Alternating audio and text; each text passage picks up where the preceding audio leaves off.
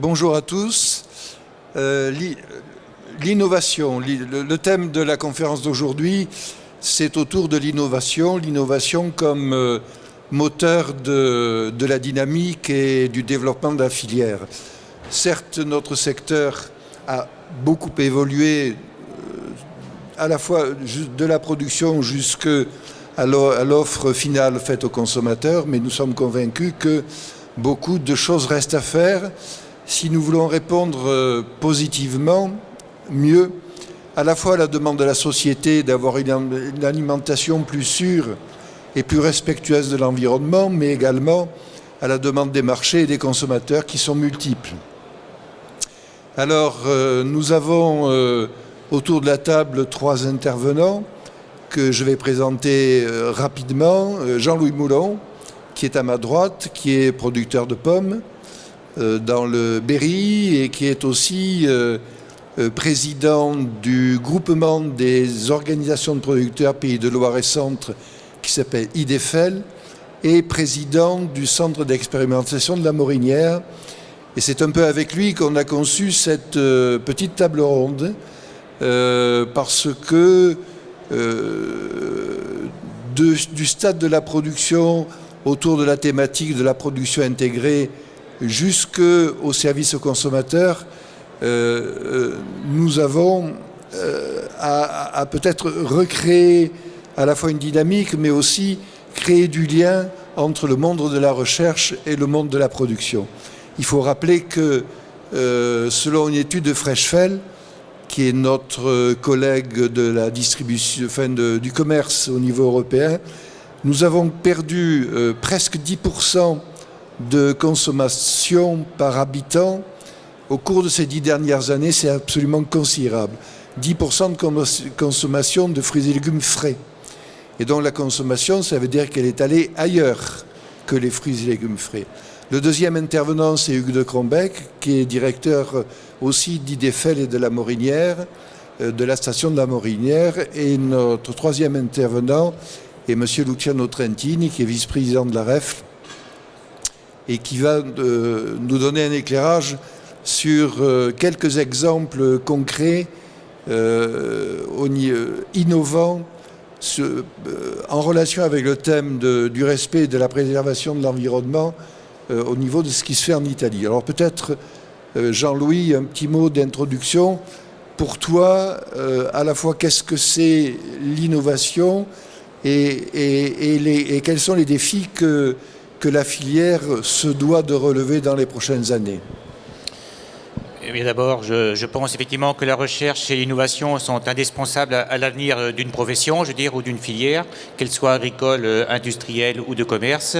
Je veux dire, tout passe par la recherche et l'innovation. À quoi sert la recherche et l'innovation? Je crois qu'il faut déjà aussi se poser les questions. À quoi elle servait, à quoi elle sert et à quoi elle servira demain?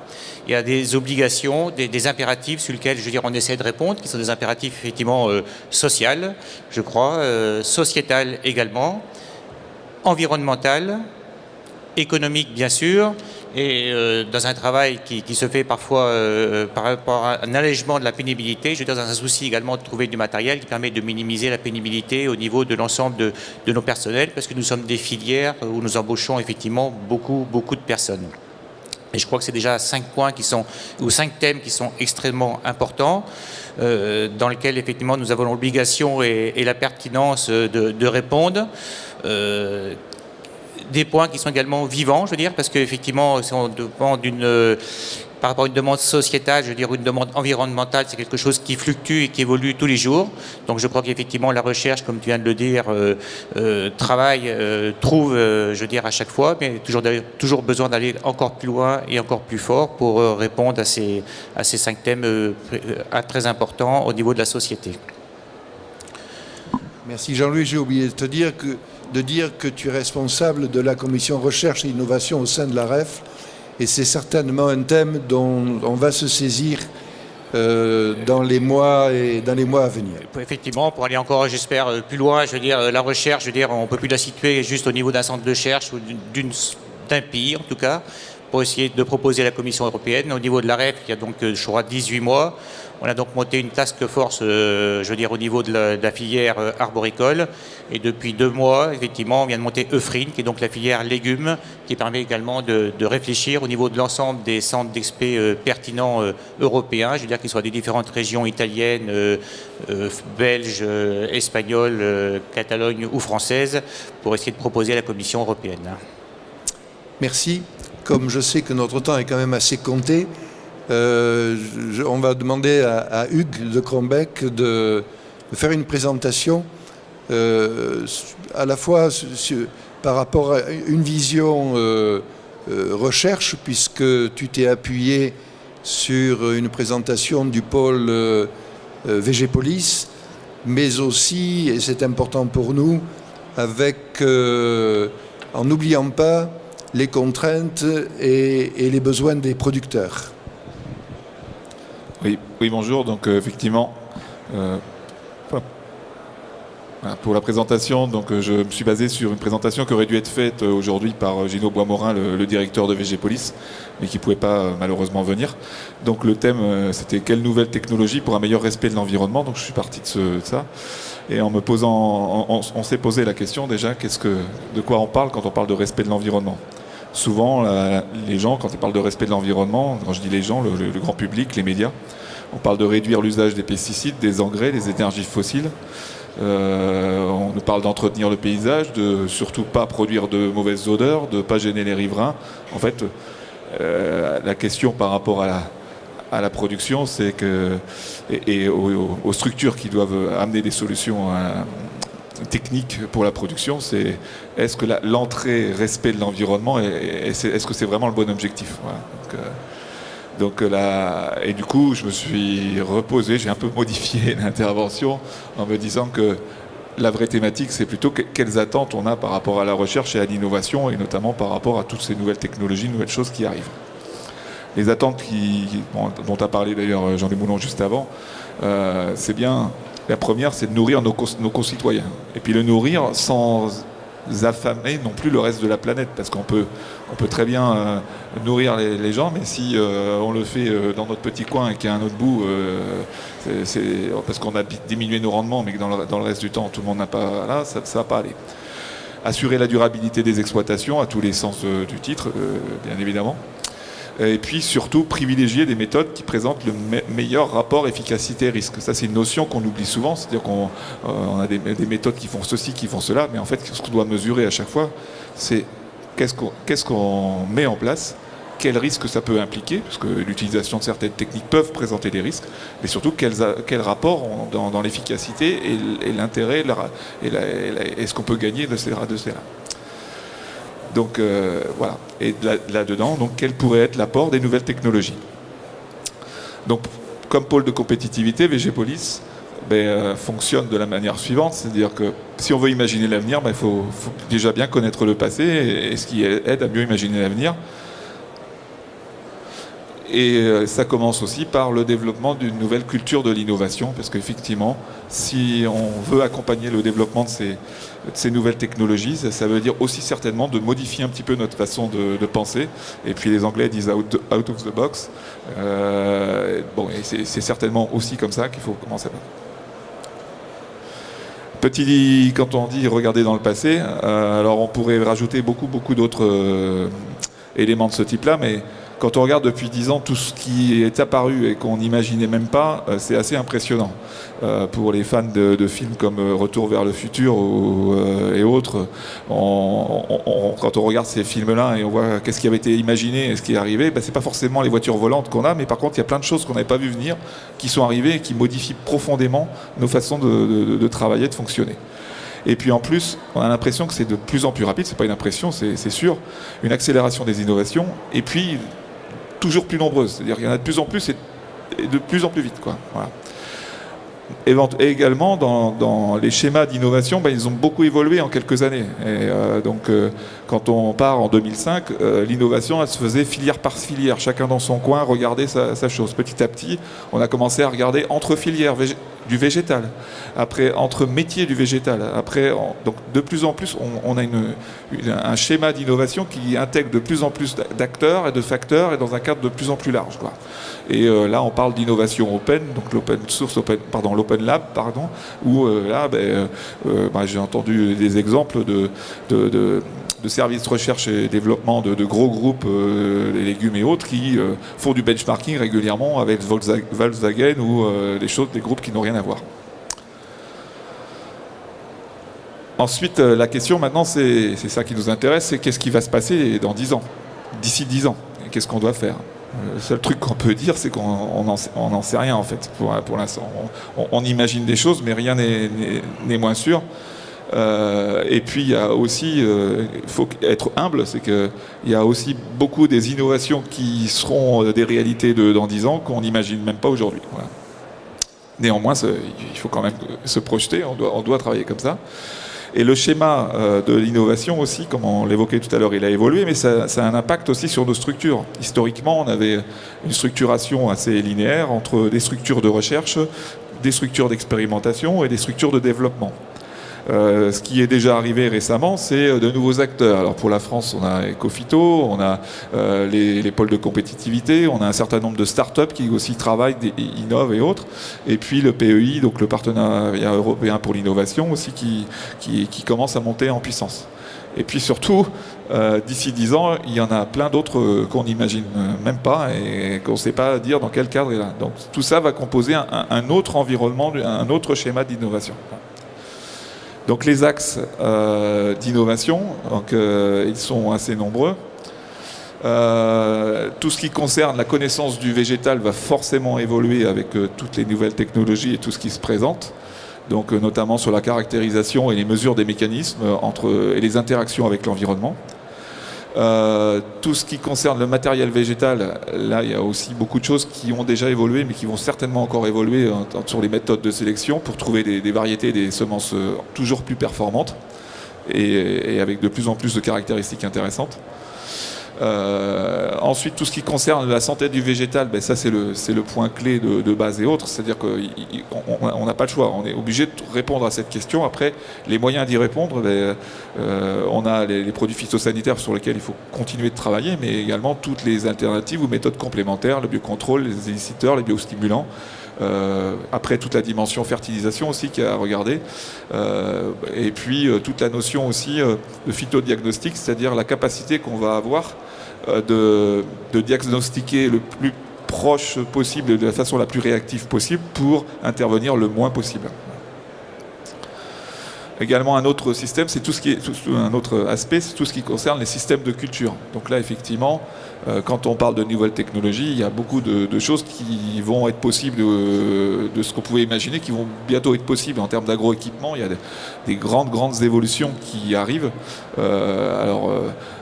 On parle de robotique, on parle de drones, on parle d'agriculture de précision, mais on parle aussi des fois de méthodes plus simples qui apportent des solutions. Le côté connecté aussi, l'agriculture connectée, j'en reparlerai un petit peu tout à l'heure, mais c'est vrai que la généralisation des capteurs, je dirais bon marché, et qui vont donner des indications sur beaucoup d'éléments en temps réel, devrait nous amener aussi une multitude de façons d'évoluer dans nos conduites. Voilà. Le big data, alors ça c'est une autre donnée, je ne suis pas sûr d'ailleurs que je donne la bonne définition, mais tous ces capteurs vont générer de plus en plus d'informations, de données.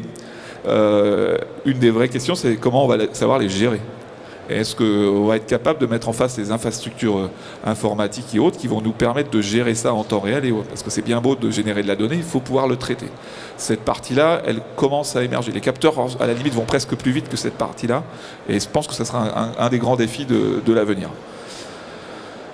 Bien évidemment, dans les objectifs et dans les axes d'innovation, il y a tout ce qui concerne le changement climatique, la raréfication des ressources et les engagements qui ont été pris par les différents pays sur ces aspects-là. Voilà. Donc il y a la diversification des cultures, bien sûr. Il y a la côté de la capacité de modéliser, de prévoir. Un aspect, puis dans la COP 21, on en parle beaucoup, mais on aura des réponses à apporter sur la capacité de stockage du carbone de nos productions. Il y a toutes les notions d'économie circulaire, de recyclage, bon, ça revient un peu le même, du développement durable et de l'indépendance protéique. Alors, protéique, c'est un petit peu moins notre problématique en fruits et légumes, mais d'une façon plus générale. Et également, il va falloir qu'on intègre, alors ça commence à faire beaucoup de choses, mais c'est bien tout ça qu'il faut qu'on regarde d'une façon générale. L'intégration des évolutions des attentes sociétales, donc les attentes de consommateurs, les contraintes environnementales, le contexte réglementaire, la demande de choses de plus en plus naturelles, ou en tout cas identifiées comme telles, parce que ça aussi on pourrait rentrer dans les définitions, et la question des nouveaux modèles économiques qui peuvent émerger. Il faut aussi certainement qu'on intègre qu'il y a aussi beaucoup de choses qui vont évoluer du côté de la logistique. Alors il y a entre autres de la distribution et puis avec aussi des notions qui apparaissent comme l'agriculture urbaine. Alors c'est peut-être pas la solution de la production de demain, mais en attendant ça interpelle, ça pose des questions et ça doit nous amener aussi à évoluer. Avec la notion de magasin connecté, je vais y revenir juste après, ou de l'ubérisation qui touche de nombreux secteurs de l'économie, mais il n'y a pas de raison, ça va toucher aussi notre secteur et il faut qu'on y regarde de près. Et puis le dernier point que je mets en avant, c'est tout ce qui concerne la dimension santé. Puisque là aussi, on a fait beaucoup de choses, mais il y a encore beaucoup de choses à faire certainement pour bien mieux caractériser les atouts des différents produits, du coup améliorer les produits et puis aussi avoir une communication qui soit peut-être plus percutante ou plus innovante encore pour arriver à faire connaître tout cela, quoi. Donc là, je vais faire un petit focus sur quelques... Alors, comme je l'ai dit, on ne sait pas ce qui va impacter et autres, mais sur quelques points où on peut se dire ça ne va pas avancer, ça devrait faire évoluer les choses. Comme je disais, les capteurs de plus en plus petits, de plus en plus économiques, ça veut dire qu'on va pouvoir en mettre de plus en plus un peu partout. Ce qui veut dire qu'à partir du moment où on peut en mettre plus partout, on va avoir, comme je disais, beaucoup d'informations, beaucoup de capacités et si on met en place la capacité de les traiter, on devrait avoir ça serait fatalement faire évoluer énormément nos conduites, c'est-à-dire en collant le plus à la réalité de la problématique identifiée et le plus j'irais dans le temps à l'urgence de la situation, ou plutôt d'intervenir au bon moment. Dans la même logique, on a aussi on va avoir de plus en plus d'infos en temps réel et aussi on va avoir de plus en plus de capacité de simuler des situations. Et donc plus tu vas être capable de simuler et avec en lien avec des infos en temps réel, on va avoir de plus en plus de capacité d'anticiper. En tout cas, c'est la volonté. Tout ce qui est robot, alors c'est pour faire simple, parce que le robot, c'est pas forcément le R2D2 d'un film bien connu, mais des robots, ça peut prendre plein de formes beaucoup plus simples et beaucoup plus réactives. Je prends seulement un exemple. Vous savez que, par exemple, l'armée a développé des petites plateformes qui doivent suivre les soldats avec les charges lourdes, et donc qui sont comme des petits chiens qui suivent les soldats. Bon, mais c'est une chose qui a été développée pour l'armée. On peut très bien imaginer demain que ça se généralise dans des vergers ou dans des parcelles, dans un premier temps pour porter les choses, mais après pour être des espèces d'automates qui vont pouvoir intervenir sans la présence de l'homme à certains moments, ou avec ou en complément. Voilà. En tout cas, toute cette nouvelle chose va amener des nouveaux métiers, c'est sûr, mais ça risque aussi de déplacer les enjeux. C'est-à-dire qu'effectivement, aujourd'hui, quand on regarde dans la filière fruits et légumes, dans les enjeux, la main-d'œuvre le coût de main-d'œuvre dans nos coûts de production est un très très très gros enjeu, sur lequel on n'a pas forcément beaucoup de façons d'agir, si ce n'est que d'améliorer l'efficacité de ce travail. Donc l'essentiel de l'innovation, on la cherche plutôt sur les autres aspects d'autres critères de production. Par contre, si on amène plus de robotisation, plus d'éléments automatiques et autres, on va déplacer les enjeux sur les coûts de production, sur la capacité d'innover. Pas très clair. Là, j'ai laissé un point d'interrogation sur l'impact, mais il est clair aussi que les techniques de recherche génétique évoluent, qu'on le veuille ou non, que ça soit accepté ou pas accepté. Elles évoluent. Si c'est pas chez nous, elles évoluent ailleurs. Et donc, j'ai mis un point d'interrogation parce que c'est très difficile de savoir vers quoi ça va nous mener. Ce qui est sûr, en tout cas, c'est que ça va bouger et qu'on ne pourra pas forcément rester, pas forcément à côté de la technique, mais en tout cas de l'impact et des résultats qui peuvent en découler. Sur l'ubérisation, donc je l'ai évoqué tout à l'heure, l'ubérisation, c'est le fait qu'en gros, on puisse avoir accès, grâce à ces nouvelles plateformes, à plein de choses et de mettre en relation des gens qui ne l'étaient pas et puis utiliser des vecteurs nouveaux qu'on n'aurait pas imaginés avant. Donc ça peut révolutionner la logistique ou la distribution. Encore une fois, assez difficile de définir aujourd'hui ce qu'il y a. Mais en tout cas, ça risque de le faire. Et je voulais finir sur un point qui m'avait marqué. Alors pour ceux qui ont eu la chance d'aller à l'Expo de Milan, c'était assez mis en avant par un distributeur italien qui avait fait un magasin un petit peu modèle, un magasin connecté, où on s'apercevait en fait que le produit, il y avait toujours les produits, mais il y avait des grands écrans, et dès qu'on approchait en fait la main du produit, en fonction de nos caractéristiques, il nous affichait, si on est une cuisinière qui aime bien, quelqu'un qui aime bien cuisiner, choses comme ça, on nous affichait des exemples de recettes, ou alors des informations sur l'origine des produits, ou sur différents aspects. Donc ces choses-là, ces conseils personnalisés, c'est quelque chose qui va être nouveau, parce qu'on n'a pas encore ça. Ça va permettre aussi, ce type de distribution va permettre de mieux connaître le distributeur. C'est-à-dire que là, je prends un exemple, si comme il y a une saisie, une connaissance des infos en temps réel, on peut imaginer que le magasin sera capable d'identifier, par exemple, tous les consommateurs, ou plutôt avoir des statistiques sur les consommateurs qui auront approché leur main, c'est-à-dire qui seront intéressés à un produit, mais qu'au final, ils ne l'auront pas acheté. C'est une information qu'on n'a pas aujourd'hui. Aujourd'hui, on a une information sur ce qui est acheté. Là, on aura même une information sur l'envie, voilà, et d'essayer de déterminer quelles sont les nouvelles, comment répondre à ces nouvelles attentes. Voilà. Et dernier point sur ce, alors pardon, si je peux voir, alors ouais, pop, voilà. Et le dernier point, c'est que ce nouveau type de distribution pour moi, va changer la définition de la valeur de nos produits.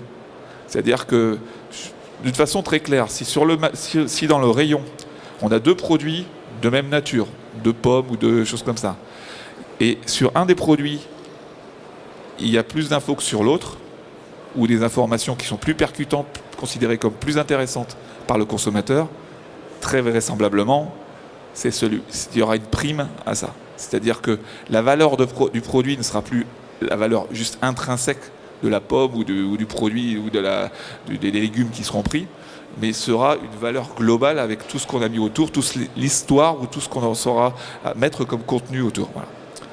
Et donc je voulais terminer sur... Alors, je me suis dit, par contre, est-ce qu'on a quand même des certitudes pour l'avenir ? Donc moi, je suis convaincu et avec VGPolis de la même façon, que la notion de valeur des produits, elle va évoluer. Alors, on ne va pas savoir exactement, mais elle va évoluer, forcément.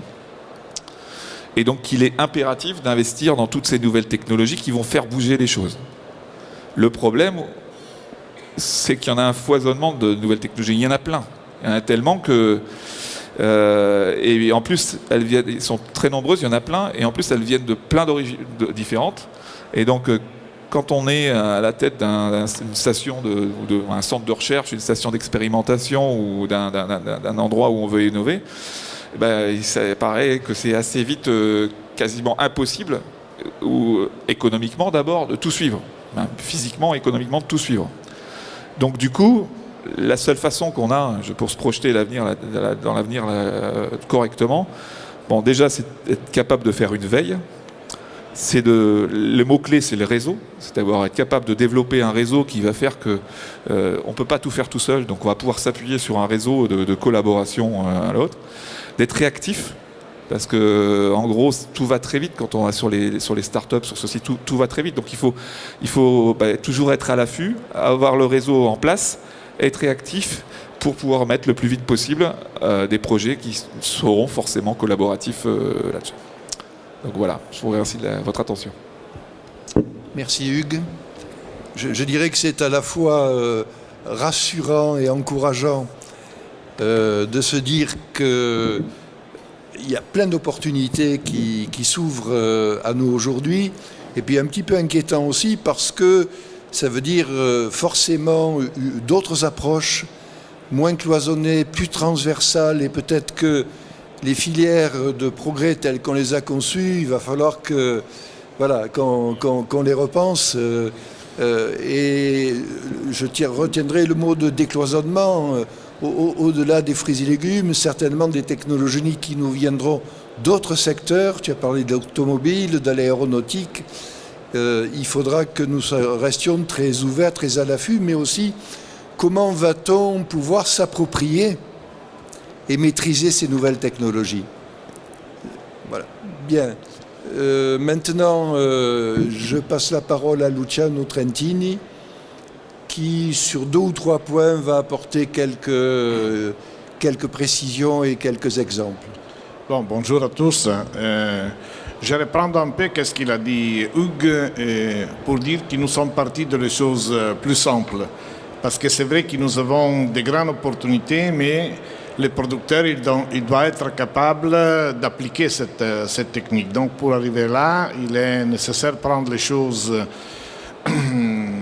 en manière réelle. Et surtout parce que l'agriculture de demain, je pense qu'il sera l'ensemble de beaucoup de choses. Tu as parlé de génétique, de mécanisation, d'aéronautique, donc ça c'est compliqué.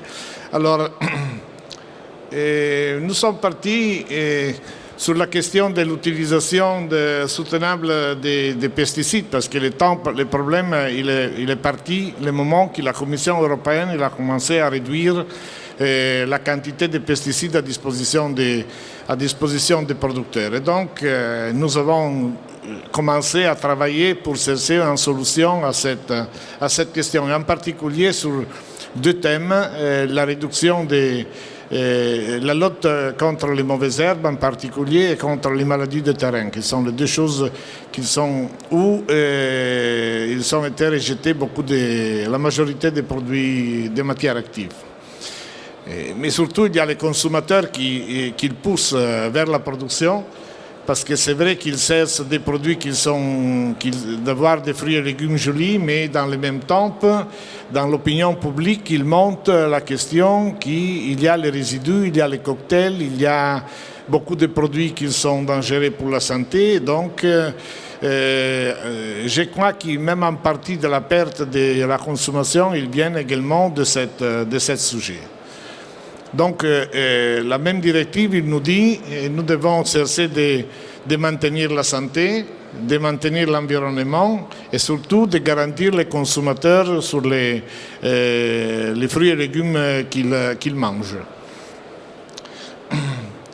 Et donc, il a mis en place un système d'application de la défense intégrée, qui est une méthodologie de production. Il veut faire de la formation. Il veut faire de l'information aux consommateurs et surtout aux producteurs de qu'est-ce qu'il veut dire réduire la quantité de produits phytosanitaires.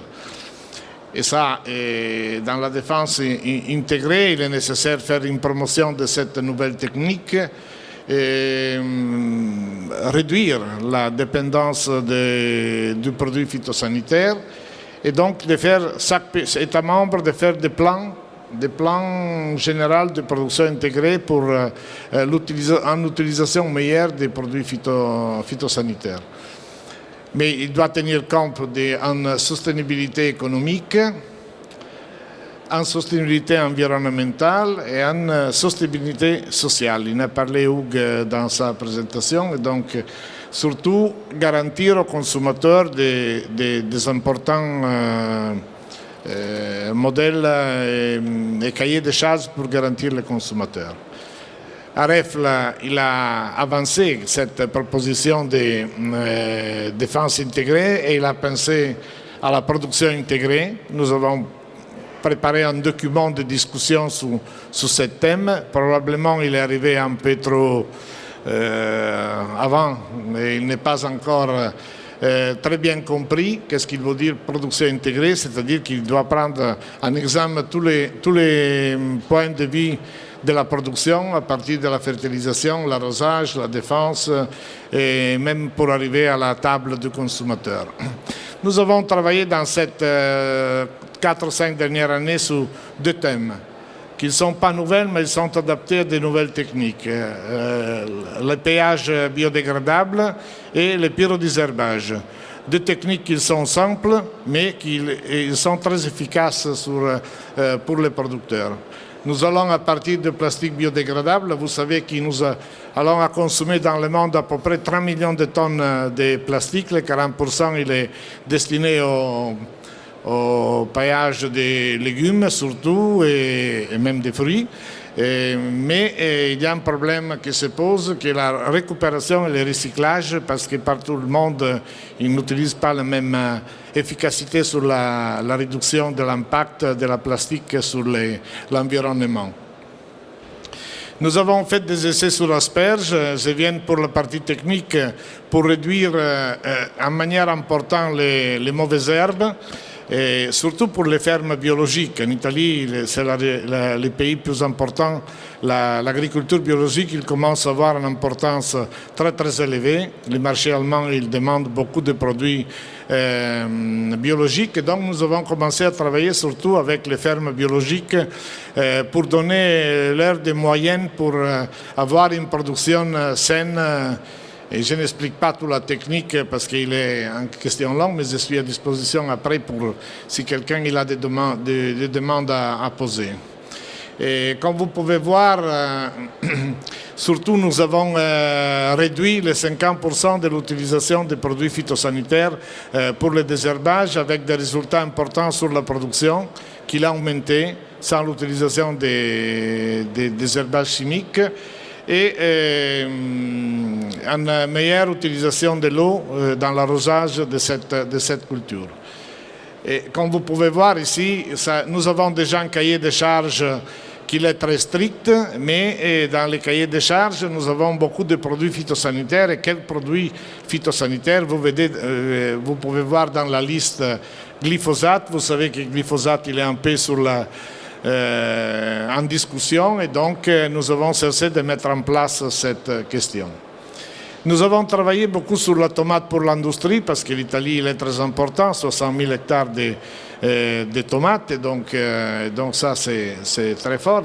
Nous avons utilisé un paillage qui est à base d'amidon de maïs. Et ici, vous pouvez voir des cultures, des gens qui utilisent cette technique pour faire sa production de tomates. Il nous a permis de réduire les 70% de l'utilisation des produits chimiques et avec une intégration avec des moyens physiques, nous avons fait les 100% biologiques. Et il y a beaucoup dans ce moment en Italie qui produisent des tomates pour l'industrie biologique avec cette technique.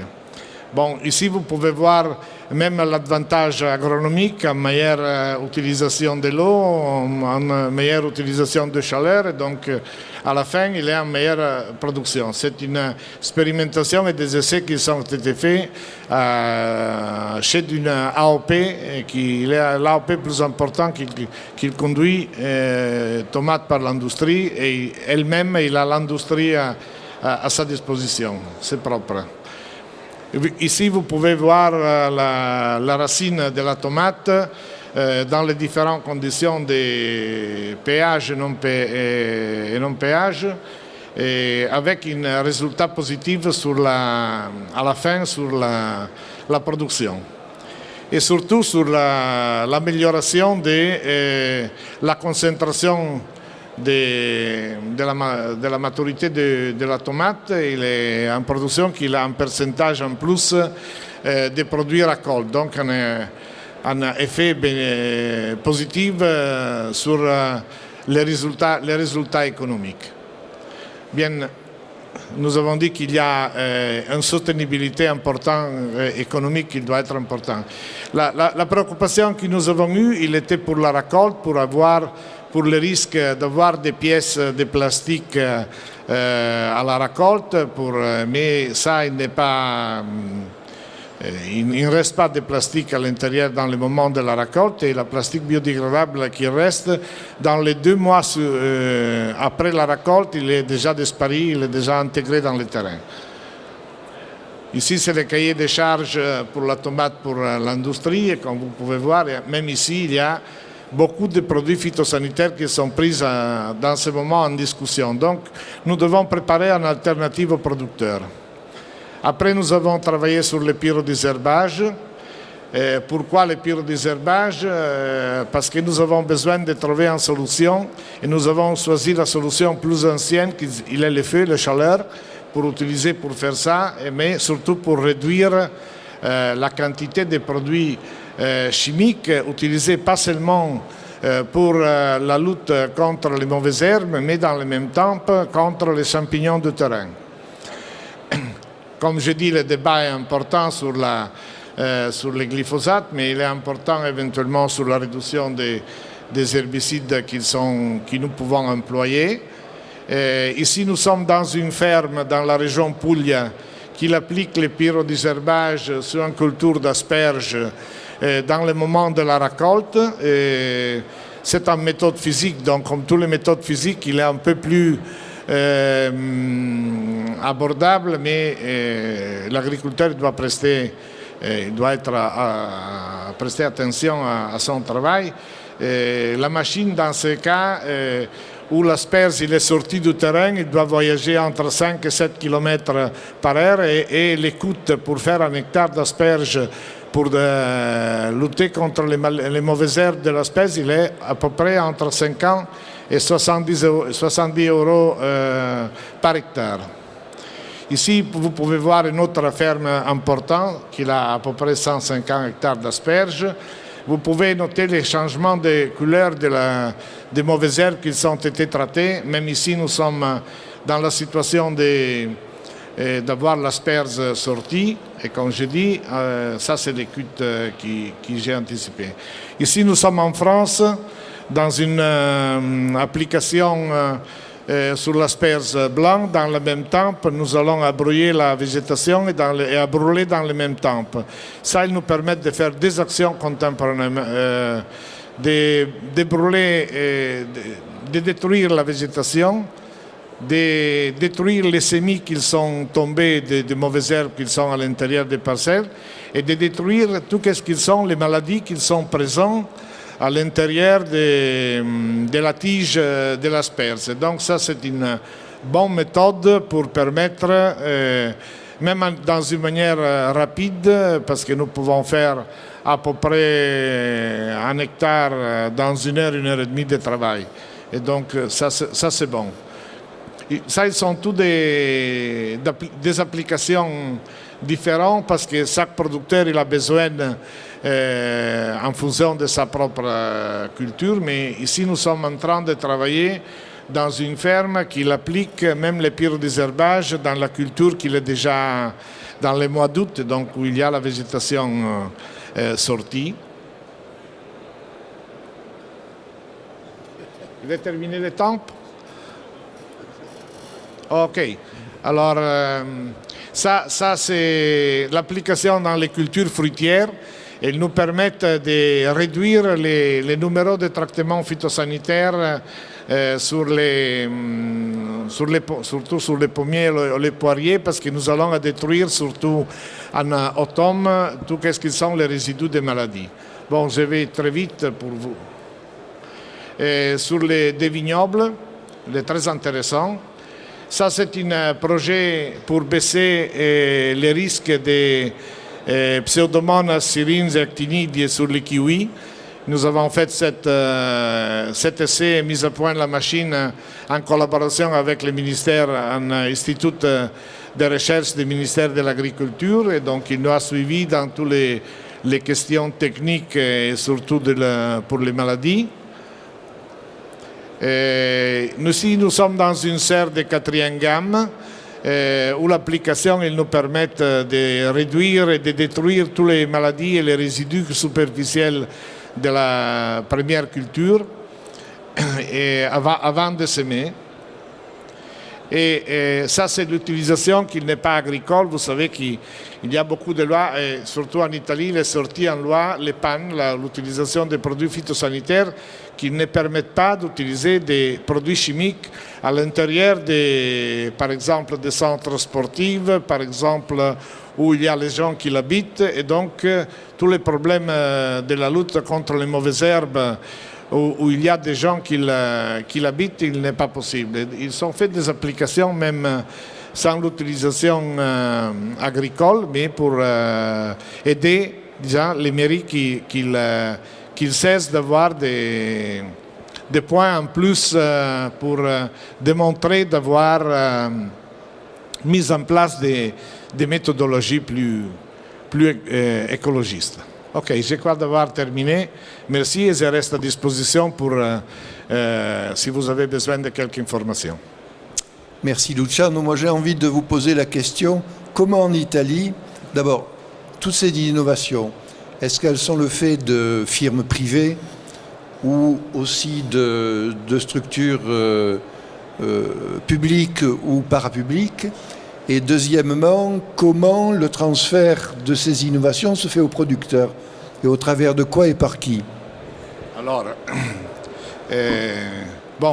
les machines, ils sont testées, ils ont commencé par exemple, dans la question publique non agricole, ils sont les mairies directement ils ont avancé la proposition de faire en machine parce qu'ils ne sont pas capables d'utiliser, ils ne peuvent pas utiliser les produits chimiques. Parce qu'il y a des groupes des habitants des villages qui posent des questions sur l'utilisation des produits pour le désherbage, même pour l'odeur, pour des questions que vous savez qu'aujourd'hui la conscience écologiste il a augmenté beaucoup. Quelqu'un il connaît les problèmes, quelqu'un des autres un peu moins, mais tout il parle sur ce thème. Et sur les thèmes agricoles, nous avons commencé avec des essais faits avec le public. Dans ce moment, nous travaillons beaucoup avec des privés et avec beaucoup de démonstrations avec les producteurs. Même cette année, j'ai fait 3 démonstrations en France et je dois dire qu'il a pris beaucoup d'intérêt sur cette question parce que les gens ils commencent à comprendre qu'il y a des méthodologies différentes d'application en respect aux produits chimiques. Mais la chose qui, surtout dans les fermes biologiques, mais même dans les autres fermes, qu'il a prise, il était l'augmentation des productions en n'utilisant pas de produits chimiques de désherbage. Ça a été la chose qui a convaincu plus les producteurs à changer un peu de méthodologie ou à faire un travail d'intégration, parce qu'il n'est pas possible de faire toutes les choses dans un seul moment et dans une seule action. Et donc l'intégration entre les deux permet de réduire en manière importante l'utilisation des résidus. Donc je crois que nous avons fait des essais, par exemple en Allemagne, ils commencent surtout dans les produits. La 4e gamme, pratiquement, il est devenu une technique obligatoire pour permettre d'avoir et d'augmenter un cycle de production pour chaque année, parce qu'avec l'utilisation des produits chimiques, il doit attendre entre une période et l'autre de plantation et donc il perd à peu près un cycle. Dans ce système, il va récupérer tout. Et donc, les transferts, ils viennent même à travers les fermes expérimentales qu'ils vont faire de la vulgarisation sur ce sujet. Très bien, merci Luciano. Je ne sais pas, je me retourne vers la régie. Est-ce qu'il y a la possibilité d'ouvrir à une question éventuellement ou pas? Est-ce que dans le public, est-ce que vous avez ou une question ou une réaction par rapport à ce qui a été dit?